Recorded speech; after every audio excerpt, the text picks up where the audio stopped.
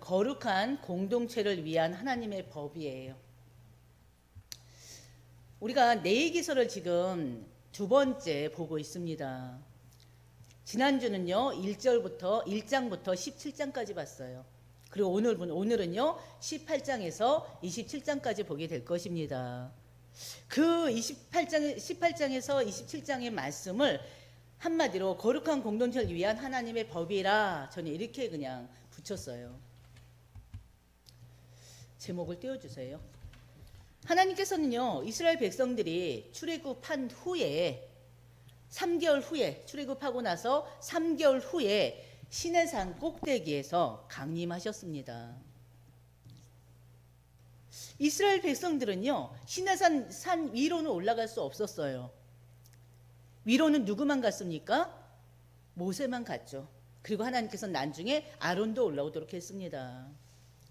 바로 이스라엘 백성들을 하나님께서는 백성들에게 직접 나타나셨어요. 그렇다고 백성들이 직접 보지는 못했죠. 왜? 구름이 딱 낀 상태로 하나님 말씀으로 나타나셨습니다. 그리고는요 모세를 통해서 이스라엘 백성들과 언약을 맺으셨어요. 그 언약이 이스라엘 백성들과 맺은 첫 번째 공식적인 언약이었습니다. 바로 출애굽기 19장에서 24장 오늘 말씀은요. 바로 시내산 언약, 바로 모세의 언약이라고도 하죠. 바로 십계명을 비롯한 율법을 하나님께서 이스라엘 백성들이 주셨습니다. 그러면서 이스라엘 백성들이 어떻게 살아가야 하는지 그 삶의 기준을 말씀을 통해서 제시하고 계십니다. 하나님은요 이스라엘이 하나님이 되시고 이스라엘은 하나님의 소유라고 그랬어요. 거룩한 하나님의 백성이라고 했습니다. 그런 이스라엘 백성들에게 주시는 하나님 말씀이에요. 그리고 아까 우리가 본문을 봤던 것처럼 본문 바로 띄워줄 수 있나요?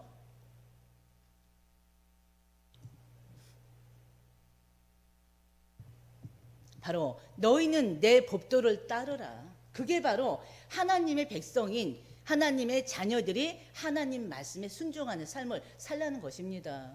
내 규례를 지켜서 그대로 행해라. 왜냐? 나는 너희의 하나님 여호와다. 너희는 내 규례와 법도를 지켜라. 사람이 이를 행하면 하나님 말씀에 순종하면 바로 살리라. 나는 너희의 하나님 여호와니라. 이건 이스라엘 백성들에게만 주신 말씀이 아니고요. 우리 현재를 살아가는 우리 그리스도인 모두에게 주시는 말씀입니다.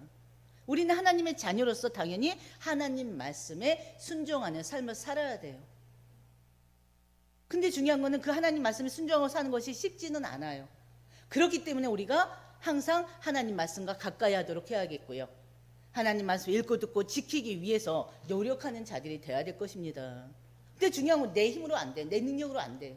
노력으로 안 돼요. 그래서 기도를 통해서 성령이 역사하도록 해야 됩니다. 성령의 인도 속에서 우리는 하나님 말씀을 들을 수 있고 깨달을 수가 있어요. 성령의 인도 속에서 우리는 하나님과 깊은 소통을 할 수 있단 말이죠. 그래서 여러분들 항상 기도하세요. 하나님 성령으로 충만하게 해주세요. 성령의 인도받게 해주세요. 항상 말씀에 인도받게 해주세요. 그래서 우리가 항상 하나님과 가까워지는 방법이 말씀과 기도잖아요. 찬양도 있고 예배도 있죠. 그러니까 영적인 삶을 살기 위해서 여러분들이 다른 어떤 시간보다도 영적인 삶이 우선한 삶을 사시기를 주의 이름으로 축원드립니다. 이스라엘 민족은요, 이스라엘 백성들은요, 하나님과의 언약을 통해서 다른 민족들과 구별되게 하셨어요. 바로 그들을 거룩한 하나님의 백성으로 삼으셨습니다. 그리고 그들에게 명하신 게 거룩하게 될 것을 하나님 명하시고 요구하셨습니다. 거룩한 삶, 구별된 삶, 세상과 구별된 삶. 그 구별된 삶이 뭡니까? 하나님의 백성으로서 세상과 다른 삶을 살라는 거예요. 하나님 말씀에 순종하는 삶을 살라는 것입니다. 우리의 삶이 하나님과 함께하는 그 영적인 비밀을 나타내는 삶을 살라는 것이에요. 나는 죽어지고 오로지 말씀만. 나는 죽어 내 안에 그리스도만 살 수 있도록. 진짜 하나님 바라시고 원하시는 삶을 사는 거, 그게 바로 언약의 백성으로서 거룩한 삶을 사는 것입니다. 레위기서는요, 이스라엘 백성이 신 광야에서 하나님과 맺은 언약을 재확인하는 것입니다. 그 언약을 지키기 위한 규례와 법들을 하나님께서 지금 말씀을 통해서 다루고 있어요. 레위기에서 제시된 바로 속죄제가 있었죠. 번제가 있었죠. 화목제가 있었죠. 속건제가 있었죠. 지난주 우리가 나눴던 5대 제사입니다. 그 의미에 대해서 간단하게 말씀을 나눴었는데요. 그 모든 제사와 그 의식들은요, 하나님과의 거룩한 관계를 유지하고 그 제사와 의식들은 제사함을 받기 위한 방법들이었습니다. 이 모든 제사와 의식들은 또 누구를 예표한다고 그랬어요? 예수 그리스도를 예표하는 것입니다. 이 모든 제사와 의식들은요, 예수 그리스도의 죽음과 부활을 통해서 완성된 구속의 계획을 미리 보여주는 모형들인 거예요. 예수님은 그 모든 제사의 진정한 제물이 되셨던 분이십니다.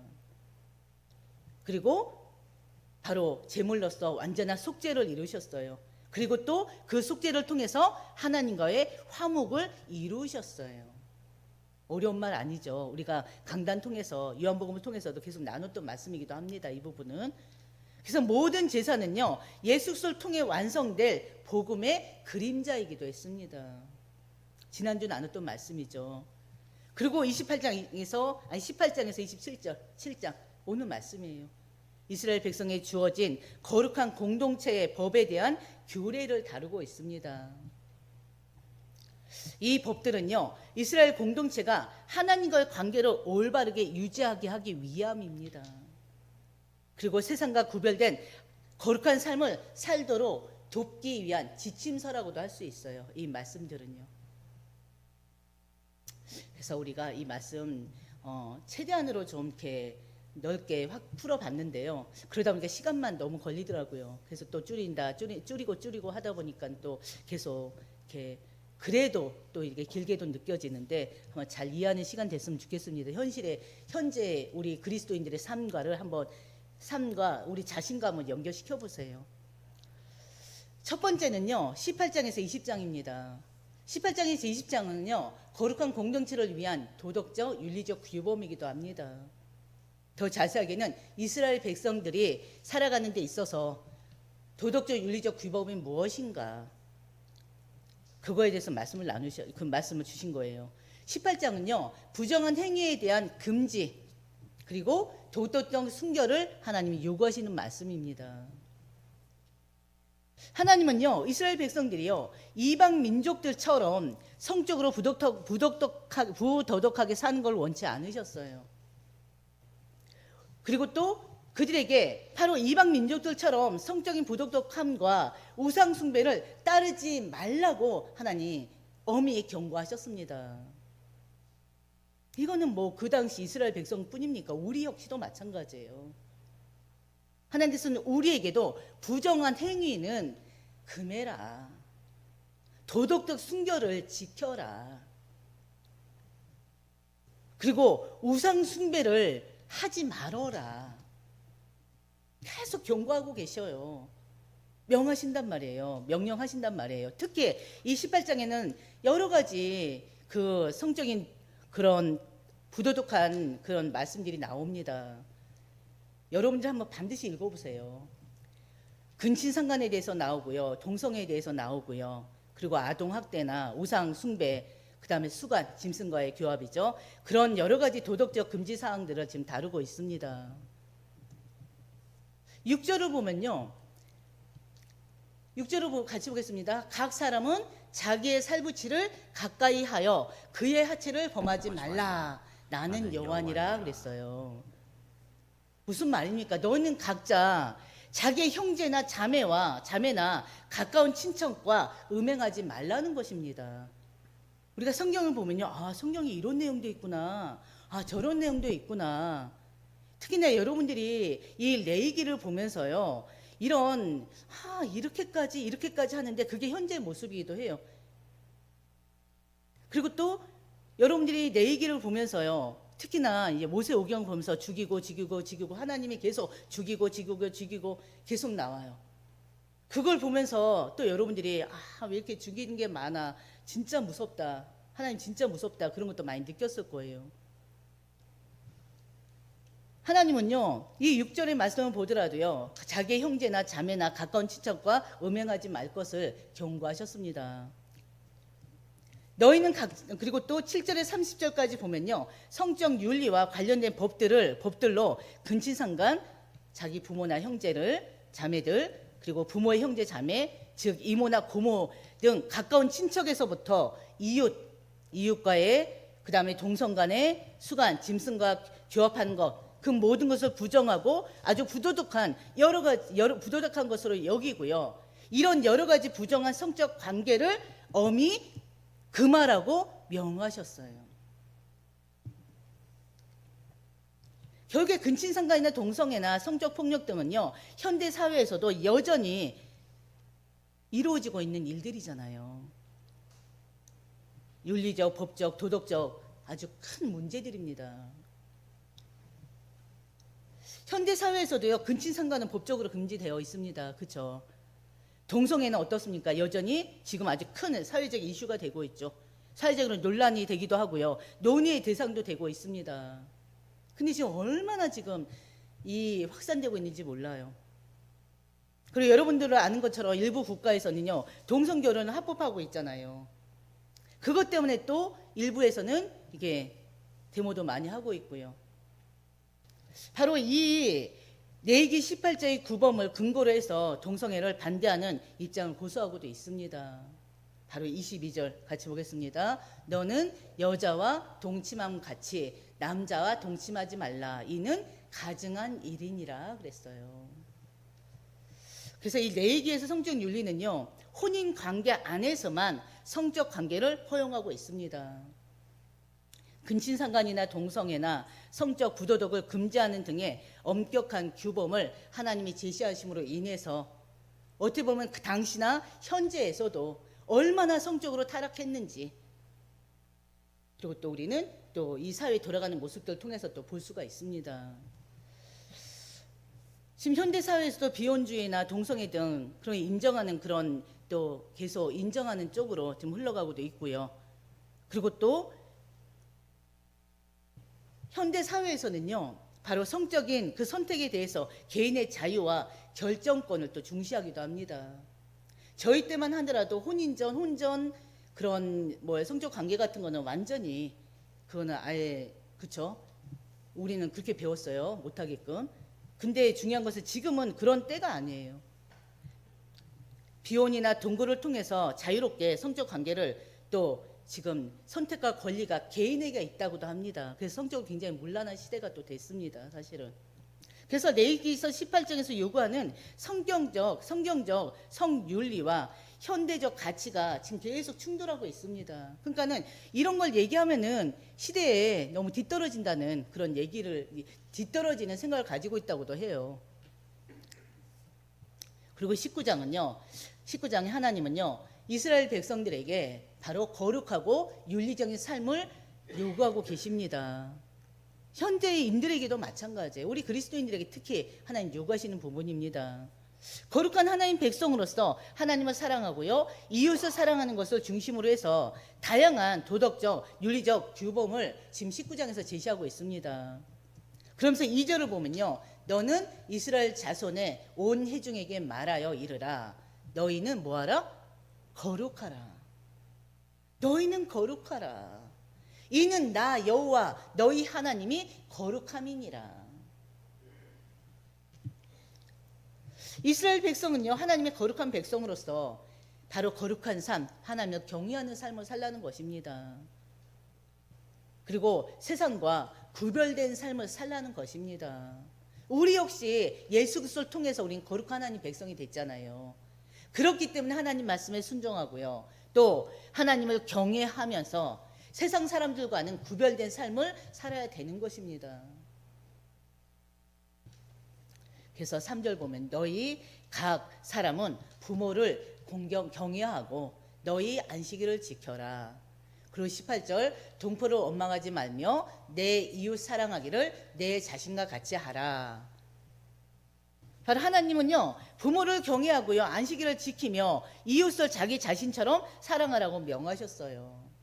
그러면서 또한 약자를 보호하고 가난한 자와들, 객들, 그들을 돌보는 법을 돌보라고 하셨고요. 그리고 또 사회적 정의와 공동체의 책임을 우리 거룩한 백성으로서 실천하도록 하나님 명하셨습니다. 오늘날 우리 그리스도인들에게 여전히 중요한 윤리적, 도덕적 기준을 이 말씀을 통해서 우리가 또 깨닫는 부분들이 있습니다. 우리도 하나님 경외하는 건 당연한 거잖아요. 하나님의 백성이, 하나님의 자녀가 하나님을 경외하는 거, 하나님 공경하는 거 당연한 거 아닙니까? 하나님을 경외하는 것처럼 바로 부모를 공경하라는 것입니다. 그리고 하나님의 계명, 하나님 사랑과 이웃 사랑, 나 외에 다른 모든 사람을 사랑하라는 거 아닙니까? 그러면서 또 뭐라고까지 했어요? 원수까지도 사랑하라고 그랬잖아요. 그 사랑이 쉽지는 않아요. 그렇죠? 그러나 진짜 하나님을 사랑한다면 이웃을 사랑하게 돼 있다는 것입니다. 형제 자매를 이웃을 사랑할 수 있다는 거예요. 하나님을 사랑하는 자가. 하나님을 사랑하지 않기 때문에 다른 사람, 이웃을 사랑하지 못한다는 것입니다. 그래서 올 한해 우리가 그리스도의 사랑으로 강건되기를 기도하고 있잖아요. 예수 그리스도의 그 십자가의 사랑으로 강건되는 우리 모두가 되어야 되겠습니다. 그러면서 우리는 오늘 하나님께서 이스라엘 백성들에게 주신 그런 규례의 말씀처럼 우리에게 또 적용해서요, 하나님을 경외하고요, 그분의 뜻을 따라 거룩한 삶을 사는 우리 그리스도인들이 돼야 됩니다. 그걸 놓고 기도하시길 바랍니다. 그리고 부모를 또 공경하고요, 이웃을 사랑하는데 사회적인 약자나 소외 계층들 돌보라는 것입니다. 그리고 빈곤층들, 그리고 또 그들을 돕는 일이 결국에는 이웃 사랑의 실천이 아니겠느냐, 그렇게 말씀 주고 계십니다. 근데 이런 부분에 대해서 우리 교회가 좀 많이 약하고요, 저 스스로도 이 부분은 굉장히 약합니다. 사실은. 그래서 기도하고 있는 거예요. 저희 교회가 하나님 해야 될 사회 사업이 뭐 있습니까? 이 지역을 위해서 우리가 해야 될 일이 뭡니까? 계속 기도하는 거예요. 어떻게 보면요, 우리 주변에는 법적으로나 사회적으로나 불공정한 대우를 받는 사람들도 많이 있습니다. 연약한 자들 많잖아요. 병든 자들 많아요. 소외계층들 많고요. 다민족들, 다문화들 또 많습니다. 그래서 우리의 이 시선이 그들에게 머물러야 된다는 것입니다. 그래서 우리는 특히나 우리 하나님의 사람들은요, 모든 사람들을 공정하게 평등하게 대우하고요, 예수님께서 제자들을 섬기고 했던 것처럼, 모든 사람들을 섬기고 겸손하게 섬기고 하셨던 것처럼 우리 역시도 하나님 사랑으로 이웃을 사랑하는데 그 사랑이 바로 겸손하게 섬기는 것까지는 돼야 된다는 거 아니겠습니까? 그래서 어떻게 보면은 이 사회를 돕고 하는 것이 우리 그리스도인들로서는 또 중요한 사명 중에 하나가 아닌가 싶습니다. 그리고 또 20장에는요, 레위기서 20장에서는요, 죄에 대한 처벌에 대해서 나와 있습니다. 그리고 이스라엘 백성이 지켜야 될 도덕적 기준을 또 다루고 있어요. 어떻게 보면 18장의 말씀이 그대로 반복되기도 해요. 그래서 18장과 20장은요, 성적 윤리와 도덕적 규범에 관한 법률을 다루고 있습니다. 그러나 그 목적과 강조점이 차이가 있어요.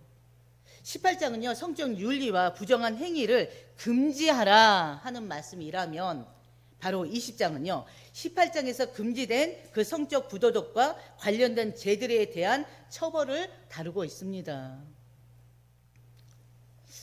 이 20장의 중요한 목적은요, 죄에 대한, 성적 죄에 대한 하나님의 엄격한 처벌을 내리신다는 사실을 분명히 하고요, 그 죄에 대한 심각성을 깨닫게 하는 것입니다. 그 죄에 대한 심각성을 강조하고 있습니다.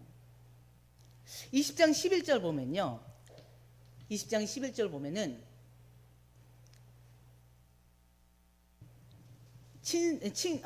근친상간을 저지른 자는 반드시 사형에 처하도록 하고 있습니다. 하나님은 이 죄를 가족 간의 부도덕한 관계를 파괴하는 심각한 범죄로 간주하셨기 때문에 그래요. 그리고 또 동성애도 금지하고 있고요, 남자가 성적 관계를 맺는 것은 하나님 앞에서 가증한 일로 간주되고 있습니다. 그래서 동성애를 저지른 자, 동물과의 성적 관계를 행한 사람은 사형에 처했습니다. 그리고 우상 숭배와 귀신 숭배, 하나님을 모독하는 행위로 간주돼서요. 이를 행한 자는 또 사형에 처했습니다. 부모를 때리는 자, 그리고 불경한 행동을 하는 자, 다른 사람의 아내와 성적 관계를 맺는 것, 간음으로 여겨서 사형에 처했습니다. 이런 모든 규정들은요, 성적 부도덕, 우상숭배, 가족 내 불경, 사회적 질서와 관련된 죄들로 다루고 있고요. 하나님의 법을 어기면 결국에는 공동체의 질서를 어지럽히고요. 하나님과의 관계가 파괴된다는 것을 말씀하고 계시는 것입니다. 하나님은요, 하나님의 백성들이 하나님의 법을 지키고 따르기를 원하십니다. 이스라엘 공동체가 도덕적으로 순결하게 살아가도록 하기 위해서 하나님 말씀을 주시는 거예요. 하나님의 공의와 정의를 하나님은 요구하고 계십니다. 이를 통해서요, 공동체가 세상과 구별된 거룩한 바로 현장이길 원합니다. 우리 공동체인들이요, 우리 공동체 하나님의 몸된 성전들이 거룩한 삶을 살기를 원하십니다. 오늘날 교회는 세상과 구별된 성결을 지녀야 되고요. 세상과 구별돼야 되잖아요. 성결한 현장이 돼야 되잖아요. 동시에 사랑과 정의가 넘치는 공동체가 돼야 됩니다. 그래서 우리 하나님의 공동체들은요, 하나님의 자녀들은요, 이 죄를 가볍게 여기지 말아야겠고요. 그리고 또 하나님께서 그만 그런 것들이 또 우리 그리스도인들에게는 어느 정도는 적용돼서요. 또 그 부분에 대해서 또 회개하고 또 더 깊이 은혜를 누릴 수 있도록, 더 풍성한 은혜를 누릴 수 있도록 더욱더 하나님께 집중되고 더 깊이 들어가는 우리 모두가 되어야 될 것입니다. 두 번째는요, 거룩한 공동체를 위한 예배와 질서예요. 바로 21장에서 25장입니다. 21장하고 22장은요, 제사장의 거룩함을 강조하고 있습니다. 제사장은 누굽니까? 백성을 대신해서 하나님 앞에 나아가는 존재잖아요. 그 제사장의 삶 그 자체가 거룩해야 됩니다. 당연한 거죠, 그거야. 오늘날 목회자, 그리고 교회 사역자들, 리더들, 영적 리더들, 그리고 모든 성도는요, 그리스도의 제사장이잖아요. 그 그리스도의 제사장직에 동참하는 자들입니다. 베드로전서 2장 9절에 뭐라고 했습니까? 왕같은 제사장으로 우리 부르셨잖아요. 거룩한 나라, 우리 자체가 하나님의 나라의 사람들 아닙니까? 바로 예수 그리스도는 히브리서 7장 26절 보면요, 예수 그리스도는 완전하고 흠없는 대제사장이라고 그랬어요. 우리 성도들도요, 우리 하나님 백성들도요, 왕같은 제사장으로 부름받은 자들로서 이제는 바로 하나님께서 진정으로 바라시는 그러한 그리스도인의 삶을 살아가야 될 것입니다. 23장에서 25장을 보면요, 이스라엘 백성이 하나님과의 관계를 유지하면서 거룩한 공동체로 살아가기를 위한 규례들을 말씀하고 있습니다. 바로 절기들, 그리고 안식년, 희년 등 그런 이제 하나님이 정하신 특별한 시간과 규례를 통해서 이스라엘 백성들이 어떻게 하나님을 예배하고 또 공동체와 관계를 맺으며 살아가야 되는지를 말씀을 통해서 설명하고 있습니다. 23장은요, 바로 하나님은 이 절기들 하면 여러분들이 대표적으로 알고 있는 절기가 뭐예요? 뭐가 있습니까? 유월절이 있죠. 또 오순절이 있죠. 오순절을 또 다른 말로 맥주절이라고도 하죠. 그 다음에 또 뭐가 있습니까? 수장절이 있죠. 수장절도 다른 말로 뭐라고 그래요? 추수감사절이기도 하죠. 바로 하나님께서 명하신 절기들이 있습니다. 바로 우리가 유월절만 하더라도 유월절과 우리가 오순절, 수장절 이 3대 절기에 대해서는 늘 우리가 말씀을 나누잖아요. 바로 유월절이 뭡니까? 해방을 얘기하잖아요. 흑암의 권세에서의 해방. 그리고 또 유월절 어린 양의 피로 구원받은 걸 얘기하잖아요. 그 구원에 대한 감사 아닙니까? 그렇죠? 그리고 또 맥주절은요, 40년 광야 생활 가운데 하나님께서 가나안에 정복하게 하셨고, 정복하자마자 하나님이 보리를 추수하게 하셨어요. 무슨 말입니까? 그걸 통해서 하나님의 인도와 보호하심을 우리는 또 절기를 통해서 기념하는 것입니다. 감사하면서 기념하는 것입니다. 수장절은요, 바로 우리 천국에 이 백성으로서 하나님 우리를 택하시고 우리를 끌어가고 계시잖아요. 바로 저장, 추수에 대한 저장을 얘기하는데 바로 그게 천국에 하나님 주시는 축복을 얘기하는 거 아닙니까? 이 모든 절기에는요, 하나님께서 주신 그런 규례들이 있습니다. 그런 절기들을 통해서 하나님께서 이스라엘 백성에게 또 우리 그리스도인들에게 주신 바로 그 감사를 기억하고요. 또 이스라엘에 이제 많은 역사들이 있지 않았습니까? 출애굽의 역사부터 해가지고 광야의 40년 그런 인도와 그런 보호도 있었고요. 그리고 정복 이후에 또 하나님 주신 것도 있었고요. 그런 모든 것들을 기억하고 하나님께 감사하는 삶을 살라는 것이기도 합니다. 그래서 절기와 그 안식법은요, 하나님 창조 질서와 구속 사역을 기억하게 하는 언약적 표징이었습니다.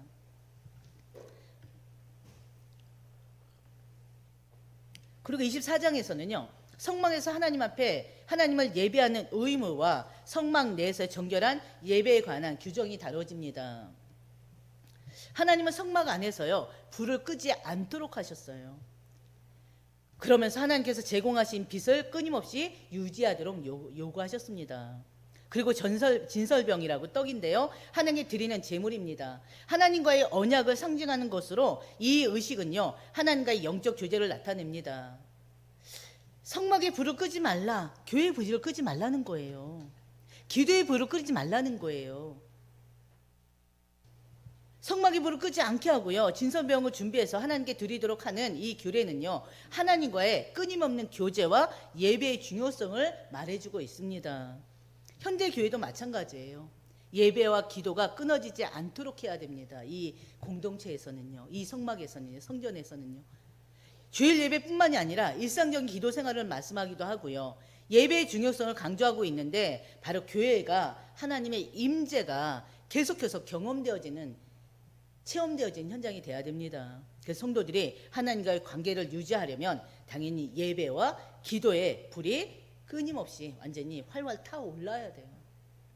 그래서 교회의 불이 꺼지지 않게 하라고 하잖아요. 기도의 불이, 말씀의 불이 절대 꺼지면 안 됩니다. 여러분들이 항상, 또 여러분들이 있는 그 현장에도, 이 몸된 성전에도 절대 기도의 불, 이 말씀의 불이 꺼지지 않도록 항상 유지하시길 바랍니다. 그리고요, 25장은 안식년과 희년에 관한 규정을 다루고 있습니다. 이것은요, 하나님의 주권 아래 공동체를 돌보는 방법을 가르쳐 주는데요, 안식년은 바로 몇 년에 한 번씩인지 아시나요? 안식년은 7년에 한 번씩이죠. 7년마다 한 번씩 땅을 쉬게 하고 농업 활동을 증지하고 땅을 다시 회복할 수 있도록 해야 한다는 규정이기도 합니다.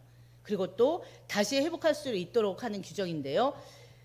그리고 또 희년은요, 50년마다 한 번씩 맞이하는 것입니다. 이거는 이제 그때 당시의 의미로는 소유한 땅을 원래 주인에게 돌아가게 하는 그런 규정이고요. 또 희년에는 모든 노예가 자유롭게 되는 때이기도 해요. 그건 들어보셨죠? 그 노예의 희망은, 그렇죠? 노예들이 자유롭게 되고요, 가난한 자를 위한 회복의 기회를 제공하는 때가 바로 50년 만에 한 번씩 있는 희년입니다. 이것은요, 사회적 불평등을 해소하기 위해서 하나님이 주신 그 땅의 주권을 인정하는 규정이기도 하고요. 그리고 또 이 종된 자가 자유를 얻고 잃은 땅을 회복하는 해라는 것을 말하고 있습니다. 그래서 안식년과 희년은요, 죄로 인해서 파괴된 세상 속에서도 하나님은 회복을 주시는 분이심을 보여주는 것입니다. 어떻게 보면 복음을 말하고 있어요. 복음 안에서의 영적 자유와 회복을 예표하는 것이기도 합니다. 우리는 구약의 모든 것들이 그리스도를 예표한다고 그랬잖아요. 지금까지 우리가 나눴던 제사정 제도나 절기나 희년, 이 모든 것들이 결국에는 그리스도를 예표하는 것입니다. 그리스도를 통해서 자유를 얻잖아요. 그리스도를 통해서 우리는 영적인 회복을 얻습니다. 그래서 세 번째는요, 언약 공동체로서 하나님과의 언약에 대한 책임과 소망에 대해서 말씀을 주고 있습니다. 이건 바로 26장, 27장이에요. 26장은요, 하나님께서 이스라엘 백성들에게 주신 축복과 저주에 관한 내용입니다.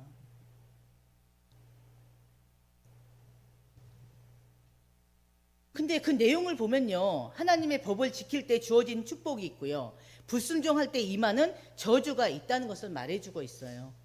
그래서 이스라엘 백성에게 하나님의 언약을 지키는 것이 얼마나 중요한지를 말씀을 통해서 하나님은 확인시켜 주고 계십니다. 첫 번째요. 하나님의 명령을 지킬 때 주어진 축복이 있습니다. 그게 바로 1절부터 13절까지예요. 하나님 말씀을 지킬 때, 그 언약의 말씀을 지킬 때 바로 하나님께서 주신 축복이 뭐냐면요. 그 명령을 지키는 자들과 깊은 관계를 맺으시겠다는 것입니다. 그들에게 풍성한 수확을 주시고요. 경제적인 번영을 주시고요. 평화로운 땅을 주겠다는 것이에요. 그리고 또 하나님 말씀을 지킬 때 또 다음요. 그들의 자녀가 잘 자라며 그들의 땅이 풍요롭게 될 것이랍니다. 그리고 하나님 말씀을 경외하며 그들의 말씀을 지키는 자에게 평화와 안식을 주시겠다고 그랬어요. 그리고 하나님 말씀을 순종하는 자들에게 외적 위협에서 보호받고요. 안정된 삶을 살게 할 것이라고 했습니다. 그리고 또요. 하나님 말씀에 순종하는 자들에게, 하나님 명령을 지키는 자들에게 적들을 물리치고요. 그들이 승리해서 땅에서 번성하도록 하시겠다고 그랬어요. 이게 바로 이스라엘 하나님 백성들에게 주신 약속이에요. 축복의 약속이에요. 그러면요, 반대로 하나님이 말씀하신 저주가 임하는 때가 언제일까요? 그게 바로 14장에서 19장까지 있습니다. 여러분들이 오늘 이 말씀을 듣고 다시 한번 내기를 읽어보세요. 그러면은 이게 이거였구나. 죽고가 그냥 죽이는 게 아니라 이랬을 때 죽이는 거였구나. 저랬을 때 죽이는 거였구나. 이랬을 때 주는 복이었구나. 저랬을 때 저주가 임했었구나. 그걸 다시 한번 우리가 보게 되면 이게 마음속에 들어올 거예요. 아마 이게 시야에 들어올 거예요. 저주가 임하는 때는 언제였냐면요. 하나님의 관계가 끊어지고 그들의 삶이 고통과 재앙으로 가득 찬 상태로 전락하게 될 것인데, 그때가 언제냐? 바로 하나님의 말씀이, 하나님과의 관계가 끊어져서 말씀 없이 살 때, 하나님 말씀에 불순종하게 살 때, 그럴 때 어떻게 된다고요? 저주가 어떻게 임하는지 한번 보겠습니다. 바로 가뭄과 기근과 전염병 등 다양한 재앙을 통해서 하나님의 심판을 경험하게 될 것이다. 하나님 말씀에 불순종할 때, 하나님과의 관계가 끊어질 때, 그리고 하나님이 그들과 함께 하시지 않으시고 그들을 버리시겠다. 적들과 싸우게 할 것이다. 축복은 뭐라고 했어요? 적들과 싸우지 않고 승리하게 하겠다고 그랬잖아요. 그리고 또 어떤 저주가 또 있을 텐데. 없어요?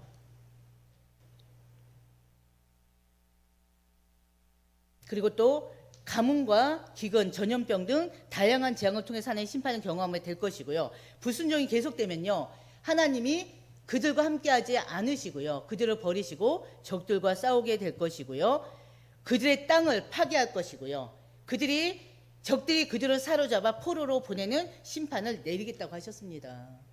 그리고 굶주림이 있을 것이고 전쟁이 있을 것이고 질병이 있을 것이고 그 심한 고통을 겪게 될 것이다. 그들의 땅은 버려지게 될 것이다. 하나님의 저주가 이런 거예요. 근데 중요한 것은 저주만 하시는 분은 아니십니다. 하나님은 반드시, 세 번째요, 이스라엘 백성이 회개하고 하나님께 돌아오면 그들에게 회복하게 하시겠다는 거예요. 다시 축복이 임하게 하시겠다는 것입니다. 그래서 회개는 하나님과 관계를 회복하게 하는 것입니다. 그리고 하나님께서 그들에게 주신 그 하나님의 축복을 다시 누리게 하는 중요한 과정이 바로 회개입니다. 그래서 우리에게 필요한 것은 회개예요. 그래서 우리도 하나님과 올바른 관계를 유지하면서 순종과 회개를 통해 하나님의 축복을 누리는 삶을 사는 우리 모두가 되시기를 주의 이름으로 축원드립니다. 그리고 마지막 27장은요. 서원과 헌물에 관한 규례를 다루고 있습니다. 이 장은요, 하나님께 드리는 서원과 헌물에 대한 규정을 다루고 있는데요, 하나님께 대한 신앙적 헌신과 경배를 어떻게 해야 되는지에 대해 설명하고 있습니다. 바로 서원이 뭡니까? 서원은요, 신앙의 표현이에요. 하나님께 자기 스스로 자원해서 드리는 것입니다. 그런 자원을 하나님 기뻐하신다는 그런 신앙적 의미가 있습니다.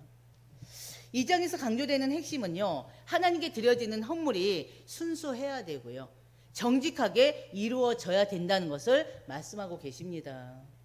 서원할 때 스스로 자원해서 해야 되는데 주변을 생각하고 내 직분을 생각하고 뭐뭐 때문에가 아니라, 동기한 목적이 아니라 순수하게 하나님 앞에 드려져야 된다고 합니다. 그 서원을 통해서 하나님께 자신의 신앙적 헌신을 나타내기도 하고요, 그것이 돈이 됐건 물건이 됐건 그 드리는 방식은요, 하나님과 올바른 관계를 유지하기 위한 그런 방법이 돼야 된다는 것입니다. 그래서 오늘날 교회에서는 서원과 헌물을 드리는 행위는요, 하나님께 대한 신앙의 표현이자 교회 공동체의 헌신으로 나타나기도 합니다. 그래서 교회는요, 하나님께 자신의 시간을 드리기도 하고요, 물질과 헌금을 통해서 하나님의 사역을 돕는 그런 중요한 역할을 우리 모두가 감당해야 될 것입니다. 그래서 헌금이나 서원은요, 자원하는 마음으로 해야 되고요, 정직하고 순수한 마음으로 드려져야 한다는 것. 하나님은 그 헌금이나 그 서원을 하나님 받으시겠다는 거예요. 기뻐 받으시겠다는 것입니다. 지금 우리가 바로 18장에서 27장까지의 이 내용을 봤는데요, 결국엔 그 모든 것들이 어떻게 보면 이제 예수님을 통해서 율법으로 완성됐잖아요. 근데 중요한 것은 율법으로 완성됐지만 지금 이 시대에도 우리가 어떻게 해요? 적용해야 될 건 적용해야 되고요, 그렇죠? 하나님이 그 시대에 주신 말씀이지만 지금의 이 현대에서도 우리가 어떻게 따라야 될 그런 명령의 말씀들도 있습니다. 그렇지 않습니까? 왜?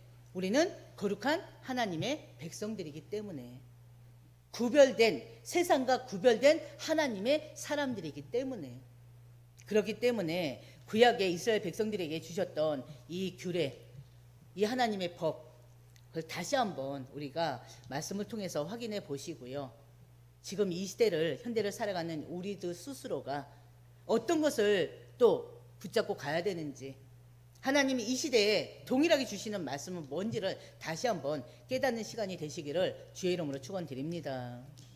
아버지 하나님, 참으로 감사합니다. 우리는 예수 그리스도를 통해서 하나님으로부터 하나님께 바로 구별된 하나님의 백성으로 우리는 택함을 받았습니다.